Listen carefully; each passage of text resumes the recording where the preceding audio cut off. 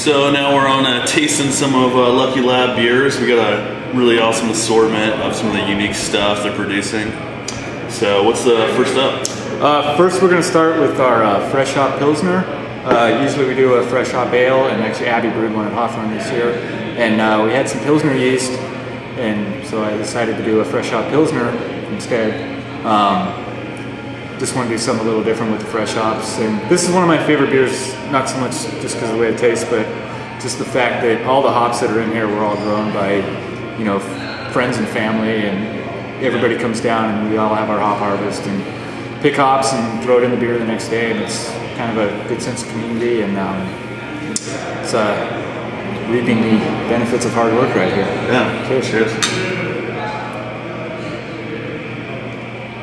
Yeah, I actually got to make it down for that hop picking, and it was an awesome time. It's a blast. It's one of my favorites. Yeah, it's fun. What kind of malts are you using? Are you using your standard? This is, no, I actually use the Breeze Pilsner malt, and that's just about it as far as the malt goes.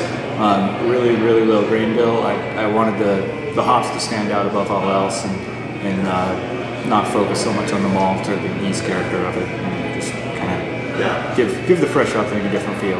Give them a standout. Yeah.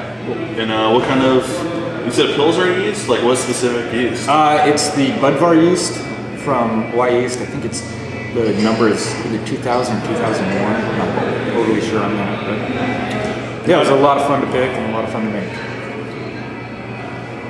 And how do you balance it between like lagering and at the same time you want to keep it fresh, the fresh hops? It's pretty tough, and actually, when the first fresh hop festival happened, it wasn't quite ready yet. It needed to be lagered a little bit longer, but I try to give people a good representation of where it's headed and what it will do. And I think it's about ready now. Let's go to the next one. What do we got here? This is the Zinger beer. It's a ginger beer. It's did kind of a mild amber with just grated ginger in it. I threw a little bit in the boil, a little bit in fermentation, and a little bit in conditioning. Like very, very little. This has 2 pounds total for 200 and some gallons. So this is fresh shaved? Yeah, fresh chopped ginger. Yeah, I like it. It's a good kind of fall. It goes along with pumpkin beers and spice beers. So yeah.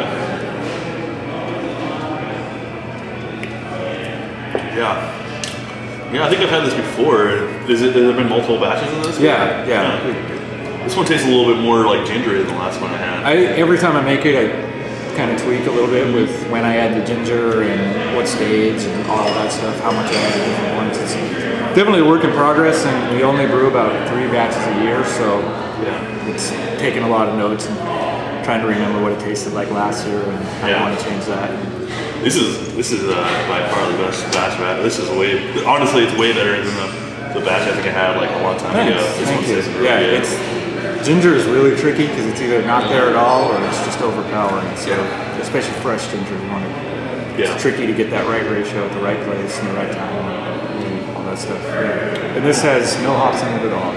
Yeah, it's got a great balance between like the maltiness and the ginger thing on that. And next up we have the Crazy Ludwig's Alt. This is our alt beer, and it's dry hopped. As you can tell, it's kind of got an amber color, and it's got a little bit of roasted malt in there just to kind of add a little bit to that hop bite with the acidity of roasted malt.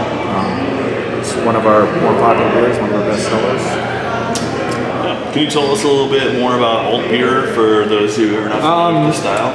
You know, alt just means old in German, and when they discovered the lager yeast and started doing all German beers as lagers, anything that was done with male yeast like this was just called alt. So it's a pretty wide open category.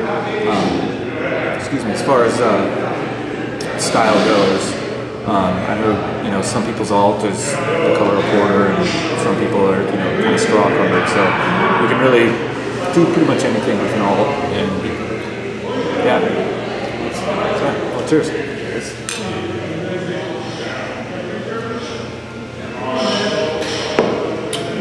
you using a different yeast strain for this one? No, this is the ale yeast. Again, like I said, it's pretty versatile yeast. You can really do a lot with it. Just a little bit of tweaks. And this has got Amarillos in it, which are another one of my favorite hops. Yeah, it's a little maltier style, right? It is, yeah. It's probably our hoppiest and maltiest beer.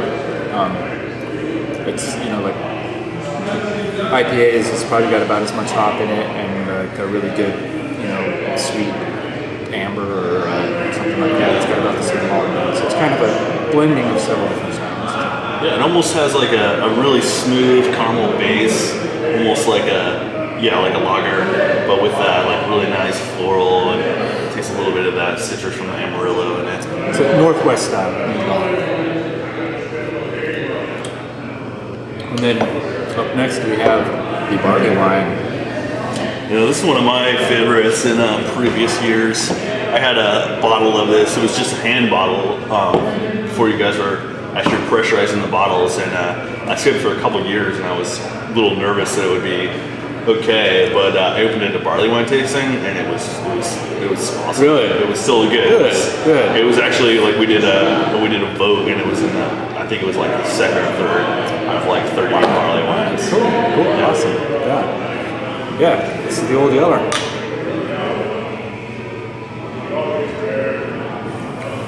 Yeah, you can really smell like that typical barley wine of like sweet malt and really hoppy, and it's classic. What can you tell us about this beer, the process? Actually, this one we brewed on. We had an old system before the system we just saw that was just 7 barrels, and there's so much grain in the barley wine that we have to do it in 2 separate stages because the grain just won't fit in the mash tun. So it's a ton of grain. And it's got a ton of hops, and we like to age it at least 6 months before we put it out, because it just takes a long time. There's a lot of stuff going on in there. It takes a long time for all those flavors to kind of come together and condition and mellow and relax and everything. What's the original gravity of this, if you remember? Our hydrometer stops at 21 Plato, and it's above that. Nice. I'm not sure. Our hydrometers don't go high enough to measure the original gravity of it. But that 1056 really eats through it. 1056 will do it. Yeah, it's great yeast. Yeah. I'm really digging this one. Yeah, and when we pump it from the kettle to the fermenter, it's like syrup. It takes forever because it's just so thick and sugary. And It's not like too sweet. I mean, it has sweetness for sure, but it's not like that. Poignant sweet. Yeah. Well, yeah. If you tasted it right after it was done fermenting, you didn't like it at all. But after it hits that 8 months of age, it really starts to come through a lot. Yeah, one of the few beers that's good. Old. Nice. Awesome, Will. It was great having beers with you guys. Hey, thanks for coming down. Thanks for showing us around the brewery. Yeah, anytime. Appreciate it. Thanks, guys.